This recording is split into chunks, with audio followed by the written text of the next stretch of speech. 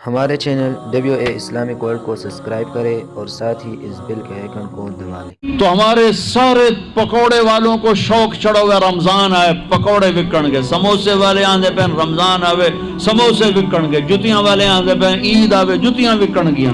وہ کسی کو یہ شوق ہی نہیں کہ بخشش ہوگی، اللہ راضی ہوگا، جنت ملے گی، اللہ کی محبت میں بھوک لگے گی، اللہ کے عشق میں پیاس لگے گی۔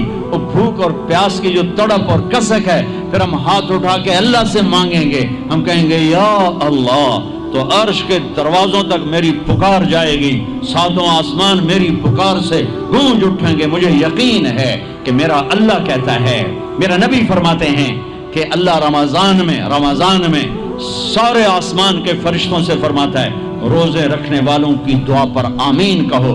عرش کے فرشتوں سے اللہ فرماتا ہے میری تسبیح چھوڑ دو، رمضان کے روزے رکھنے والوں کی دعا پر آمین کہو، آمین کہو۔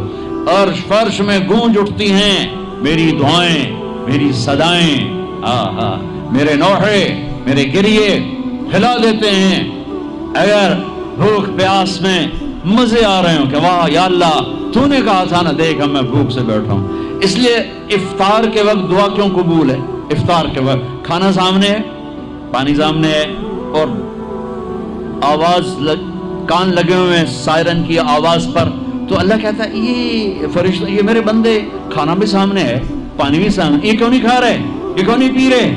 بولو کہ یا اللہ تیری محبت، میری محبت، چلو تم گواہ رہو، میں نے معاف کیا، چل میرا بندہ مانگ، کھانے سے پہلے مانگ۔ وہ وقت مانگنے کا ہوتا ہے، پکوڑے کھانے کا نہیں ہوتا، سموسے دکھانے کا نہیں ہوتا۔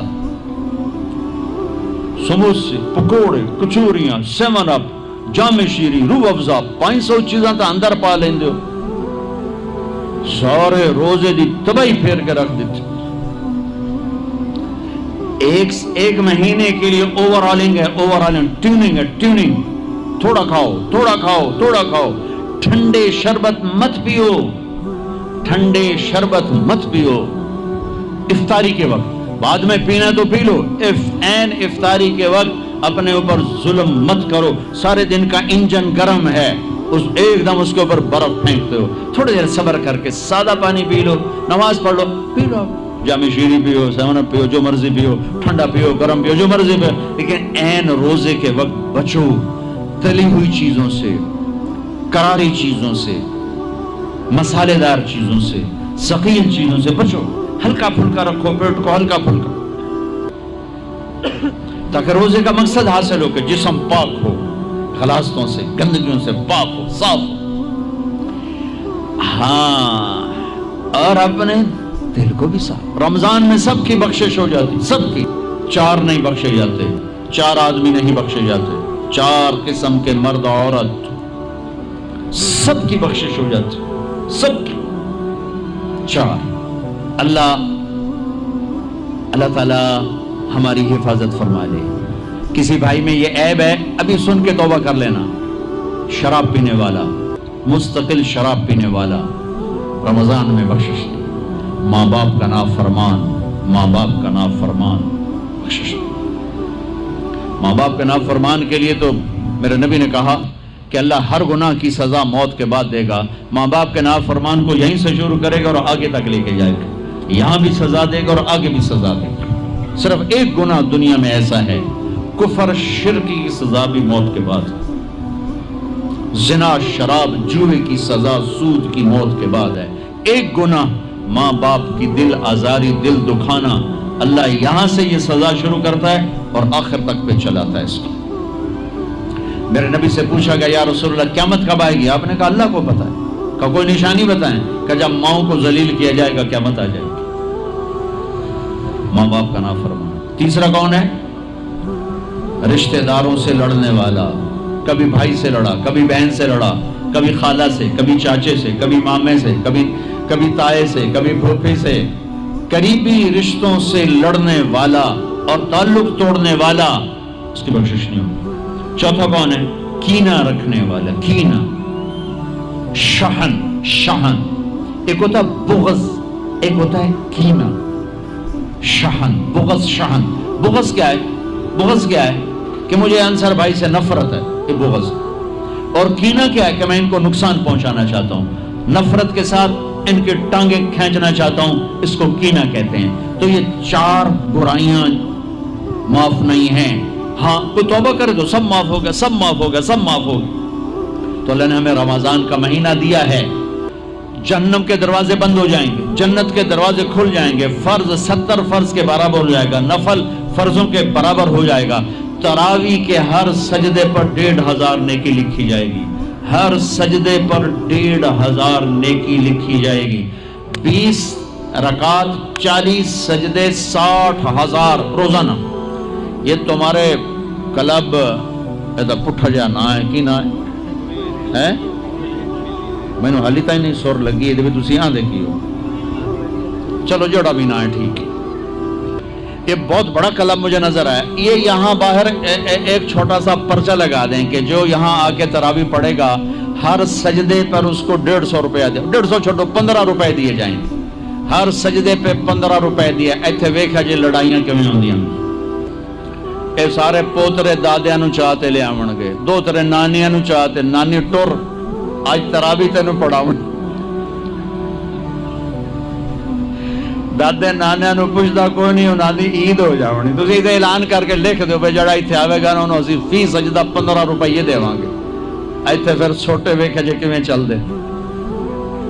او میرے نبی، او میرے محبوب، او میرے پیارے اور میرے اللہ کے پیارے دلارے، راج دلارے، وہ کہہ رہے ہیں او میری امت 1 گھنٹہ لگا لو، 1 گھنٹہ 40 سجدے، ہر سجدے پہ 1500 نیکی، 60,000 نیکیاں، اور ہر سجدے پر جنت میں ایک سرخ یاقوت کا محل، اور ہر سجدے پر جنت میں ایک درخت جس کے نیچے 100 سال گھوڑا دوڑ سکتا ہے۔ اتنے تھوڑے وقت میں اتنی کمائی۔ اب 8 تراویح پڑھ کے آدھی مسجد خالی جا رہے، کتھے جا رہے ہو، کی کرن جا رہے ہو، کوئی کام نہیں، 8 پڑھ کے جوتا اٹھا کے جا رہے ہیں۔ اے بھائی پڑھ دو، سال کے بعد آیا ہے موقع اللہ سے لینے کا، اور ہر سجدے پر یہ کچھ اللہ دے رہا ہے۔ اور پھر جب آخری رات ہوتی تو اللہ فرماتے ہیں میرے فرشتوں، میرے بندوں کی رات کی تراویح اور دن کا روزہ، اس کے بدلے میں نے ان کے پچھلے سارے گناہ معاف کر دیے۔ اور